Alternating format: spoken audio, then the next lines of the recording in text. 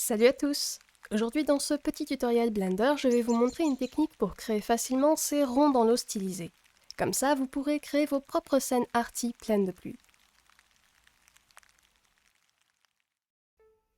Ok, pour commencer, je vais créer une scène Blender avec le template classique. Et d'abord, je vais supprimer ce cube parce qu'à la place, en fait, il me faut un cercle. Maintenant, si je vais en mode Edit, je peux créer une face pour mes vertices. Et ensuite, je peux inset ma face pour avoir un autre anneau de vertice à l'intérieur. Et avec la face du milieu sélectionnée comme ça, je peux appuyer sur X pour supprimer ma face. Du coup, j'ai maintenant bien un anneau. Si je reviens en mode objet, et si je change la taille de mon anneau, j'ai bien un effet de rond qui s'étale sur l'eau. Du coup, pour garder ça, je vais ajouter quelques clés d'animation pour garder cette animation. Donc je vais étendre un peu ma timeline ici. Et en gros, ce que je veux, c'est créer une première clé d'animation à la frame 1, par exemple ici avec ma taille actuelle de 1. Et donc en fait, j'appuie juste sur I quand je suis au-dessus de ma propriété Scale, et ma clé apparaît. On peut aussi la voir en bas avec le petit diamant dans la timeline. Donc maintenant, si je me déplace sur la frame 20, par exemple, je peux placer une autre clé avec une taille différente. Donc imaginons que je fais un peu plus grand, une taille de 2 par exemple, je peux replacer une deuxième clé dans ma timeline. Et maintenant, si je me balade entre mes deux frames, j'ai bien mon animation avec le rond qui grandit sur la surface. Évidemment, à la frame 1, en fait, on veut avoir une taille nulle, donc je vais remettre mes valeurs à 0 et remplacer ma clé d'anime. Donc là, on a bien un rond qui s'étale, comme prévu. Le seul problème, c'est qu'en fait, ça ne ressemble pas trop à un rond dans l'eau, parce que dans la vraie vie, la vaguelette perd de l'énergie, et du coup, elle est de moins en moins visible. Du coup, on voudrait en fait que son épaisseur réduise à mesure qu'elle s'éloigne du centre. Pour faire ça, je vais aussi utiliser une animation, sauf que cette fois, je ne vais pas animer l'objet lui-même, mais je vais animer sa géométrie à l'aide de ce qu'on appelle des blend shapes. Pour créer ces blend shapes, il me suffit d'aller dans mon inspecteur en bas à droite et en fait de cliquer sur le petit triangle vert ici, parce que ça va me montrer l'inspecteur de la géométrie de mon modèle. Et dans cet inspecteur, entre autres, j'ai un petit groupe qui s'appelle les Shape Keys et qui est dédié à ça, donc qui va permettre de créer mes blend shapes.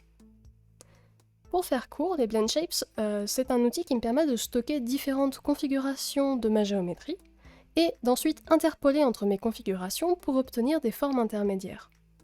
Donc on n'ajoute pas et on n'enlève pas de géométrie, c'est juste qu'on déplace nos vertices et nos faces pour créer une autre forme avec la même géométrie de base.